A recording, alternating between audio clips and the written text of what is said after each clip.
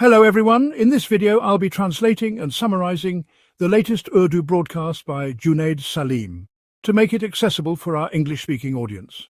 Let's go through the key developments and insights in Junaid Saleem's words. Today we will talk about the first somewhat positive news coming from the courts after the 26th constitutional amendment. How the narrative of May 9th has once again completely collapsed in the higher judiciary.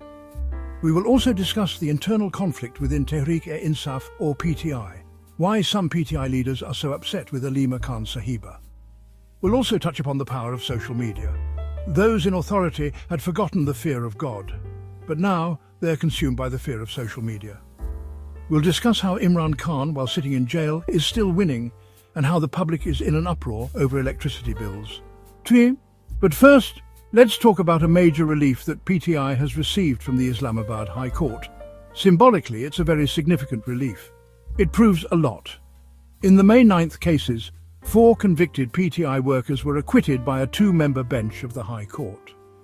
These workers had earlier been sentenced to 10 years by Islamabad's anti-terrorism court. Justice Azam Khan asked for evidence regarding the allegations against the 4, to which the prosecutor replied that they had indiscriminately fired on a police station. Justice Kadim Sumro then asked for any proof or video of this. And, whenever video is mentioned in relation to the May 9th events, Imran Khan's demand for the CCTV footage inevitably comes to mind. The prosecutor then said, "Sir, these people also burned motorcycles." Instead of answering questions, they just kept adding more accusations, piling one allegation on top of another without evidence. The judge then asked whether there was any data about the burned motorcycles, whose they were, and in whose name they were registered. The prosecutor, looking down, just said, "Yes, sir, motorcycles were burned there." Then they said, "We submitted some photographs as evidence in the case." One feels, honestly, a bit of pity for the prosecution, for the state machinery. It all seems like a helpless portrait. They submitted photos, and when shown to the judges, they didn't support the claim. The judges remarked, "You said batons were recovered from them, but the pictures show nothing like that." The judges further asked whether there was CCTV footage showing the accused vandalizing the police station. The prosecutor said, "Sir, they even broke the cameras and took them with them." At that point, the whole courtroom burst into laughter. Not mine, but the entire courtroom laughed. The claim that workers not only destroyed the cameras, but also took them along.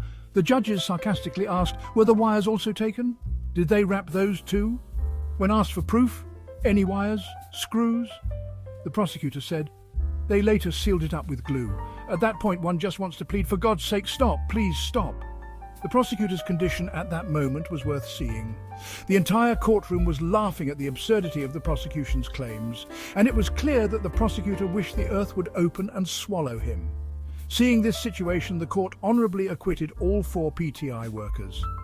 And today, viewers, we understood why Imran Khan keeps insisting that whoever stole the CCTV footage is the one responsible for May 9th.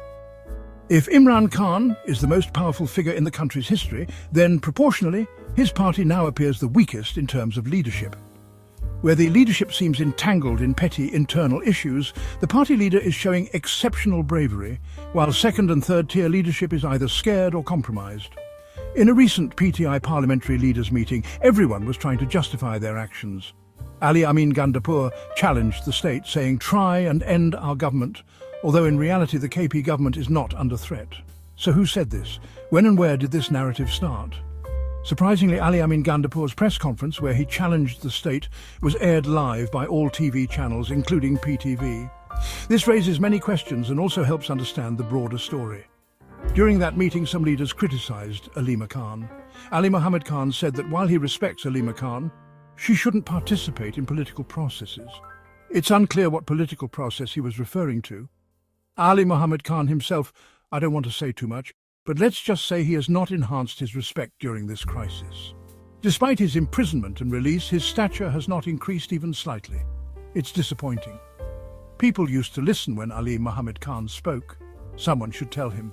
People like him, who entered the assemblies by taking votes in Imran Khan's name, had they fulfilled their responsibilities, Alima Khan and her sisters wouldn't have needed to step forward. He didn't do his part, not even slightly.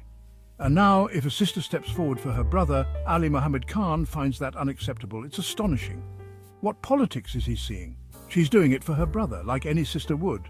If not for her brother's release, then what else? The PTI leader has been enduring extreme oppression in jail for 2 years, yet the leaders are doing nothing for him. The workers are willing, but no one is leading them. The leader is suffering in jail, and people like Ali Mohammed Khan are waving the flag of reconciliation. In my view, within PTI today, the true measure of who is right or wrong is who criticizes Alima Khan, openly or subtly. I deliberately avoid using the word traitor here, but I will say this. Anyone criticizing Alima Khan is clearly not interested in Imran Khan's release. And I say this, viewers, with my blood boiling. This situation is infuriating, so I won't say more for now, but if I ever do, I'll explain why people target Alima Khan, Bushra Bibi's sister, Khadija Shah. Why are such people accused of stealing billions? There's a full story behind all of it, a whole plan. I'll share it when necessary, but I hope it won't come to that. Now viewers, Alima Khan spoke to the media again today and revealed the full truth to the nation. She said that Imran Khan is being told, accept May 9th, take a light sentence and we'll release you. Just forget the CCTV issue. The same thing I mentioned at the beginning. Let this government function. The second demand, but Imran Khan remains firm on his stance.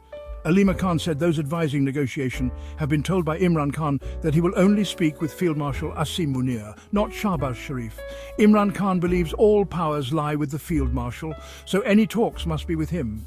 Alima Khan also gave some hopeful news to PTI workers, that after Muharram, the movement that Imran Khan spoke of is being planned by Ali Amin Gandapur and others. She didn't reveal the plans herself, saying those who made them will announce them. So how is she doing politics? Alima Khan said that judges are hesitant to hear Imran Khan's cases because in the May 9th and Al-Qaeda Trust cases, they will inevitably have to grant bail. She said any judge who doesn't grant bail in these cases will be a criminal in the eyes of future generations. See? Viewers, if you pay attention, the biggest problem with the country's judicial system right now is that it has completely collapsed. In the highest courts, justice is a helpless, cornered voice. The judges themselves have tampered with the constitution. Justice Qazi Faiz Isa had already prepared its coffin. And following his precedent, the judges have now buried it. On social media, an audio leak of a judge is being widely discussed, allegedly involving comments that my kids came from Karachi. That's why a decision must be made today. Now even the judges themselves are trapped. They don't understand what to do. If this were the 1980s or 90s, perhaps things would have continued as they were. But this is the age of social media, where everyone's deeds are displayed like posters at every public square, and every passerby curses them in their own way and moves on. That's why those who toy with the nation fear social media more than God. On this very social media, Maulana Tariq Jamil, with a deeply saddened heart, said that here, courts are being sold, judges are being sold. When such a credible person makes such a strong statement, you can imagine how much distress the corrupt judges and their families must be in, fearing that, like a disgraced judge, they too might be insulted at a bakery or in a restaurant while eating with family. This is the power of social media. A female military officer recently gave a lecture in a university hall, and the entire nation reacted. Some people presented their analysis with documented evidence, while others responded with video clips, countering what the officer Iman Durrani had said. Viewers, another powerful example of social media's strength is the terrifying backlash over the tragic death of PTI worker Iftikhar Jat.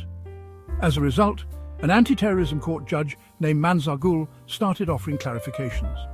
Reports say he summoned advocate Amjad Parvez to his chamber and said, "I'll send a reference against you to the Punjab Bar Council. Because of you, my character is being assassinated all over social media and my family is extremely distressed." Viewers, if only the people sitting in courtrooms had the same fear of the afterlife as social media. If only those who made decisions out of fear of tyrants would also fear the master of the day of judgment. Rulers, it seems, have conquered every obstacle in their path. Those who won just 17 seats were given a 2/3 majority. The judiciary has been turned into a household servant. The most popular leader has been kept in jail for 2 years. Yet the country is not moving forward, not even an inch. In the new fiscal year's budget, the government appears to be blatantly attacking the poor and middle classes. As I said before, there wasn't even an attempt at face saving. Neither the advisors nor the order givers told the government to at least pretend to care. The budget contains a long list that shows how severely the poor are being crushed, and an even longer list shows how the rich are being rewarded. Previously, governments would at least try to balance things. Even during opposition, both sides had talking points. This time it seems the government has absolutely no defense against the allegation that they deliberately targeted the poor and favored the rich. The bigger problem is that the system of governance itself has stalled. Even off the record, officials admit that despite 3 years of suppression and control, things are not improving. A government minister was asked, off the record, the country isn't functioning, there's no investment, institutions are collapsing, the people are not with you, the economy is in ruins. What's the solution? He replied, there's only one solution. Release Imran Khan and hand over the government to him. Because the people accept only him. A country can only run with public support. He also said the Prime Minister keeps praising the army chief in every matter.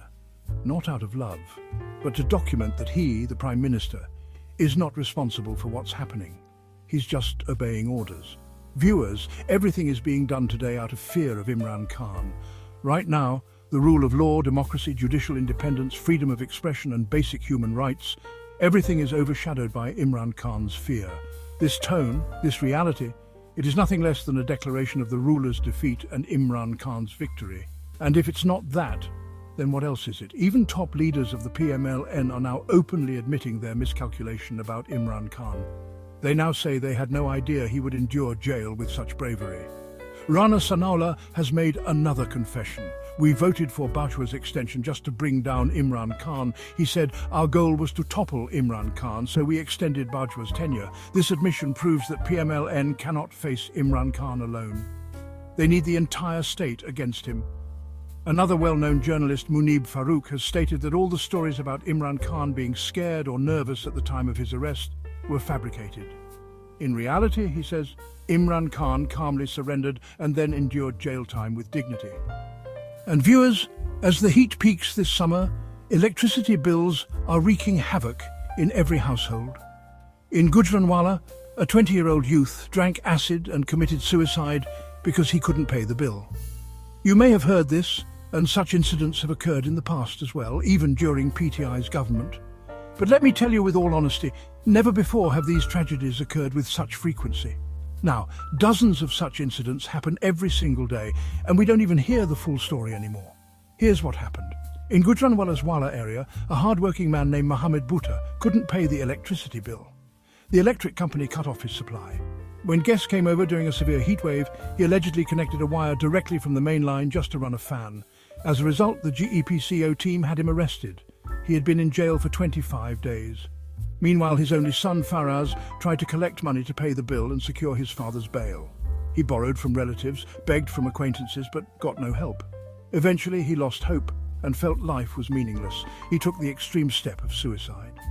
Now he's in a world where there's no electricity, no bills, and no one to tell him that he couldn't even get his old father out of jail. His young body came home as a funeral, and at the same time his father was released on bail. What more can I say? To those hearing my voice, I request, I beg, let's not just blame the government. We must also be aware of those around us. Wherever we can, we should do whatever we can to help people in these desperate times. We must come together and find a way to ease the pain of the poor. Now, viewers, the paper claims of economic growth may be one thing, but the reality is terrifying. The numbers can no longer hide the truth. All major industries in the country have almost ground to a halt. One fresh example, 3 LNG cargo ships are sitting at port because domestic consumption of imported LNG is almost zero. If industry doesn't restart and LNG consumption stays low, we're facing a loss of $370 million, over 100 billion rupees. But the media is completely silent. No programs, no reports. The economy is in such bad shape that Shell has left Pakistan. Pizza Hut has shut down operations. Uber and Careem have packed up. Even Microsoft is closing its offices in Pakistan. This will leave thousands jobless, both directly and indirectly. And it sends a global message. If even Microsoft couldn't survive here, what hope is there for smaller investors? Viewers, in conclusion, listen to these verses by Naeem Jarrah Sahab. Enough, O God, now turn my destiny around. Bring a bright dawn to this dishonest night. Power may be given to the throne, but, O Lord, grant wisdom too. If you grant vision, grant insight too. O God, give courage to the heart as well. If honor has been taken, then what use is this body? Let my enemy tear me apart. I'm already done. Why is it that once I've turned to ashes, everyone feels at peace? Tell the wind to scatter even my ashes. That wraps up our translation of Junaid Saleem's video.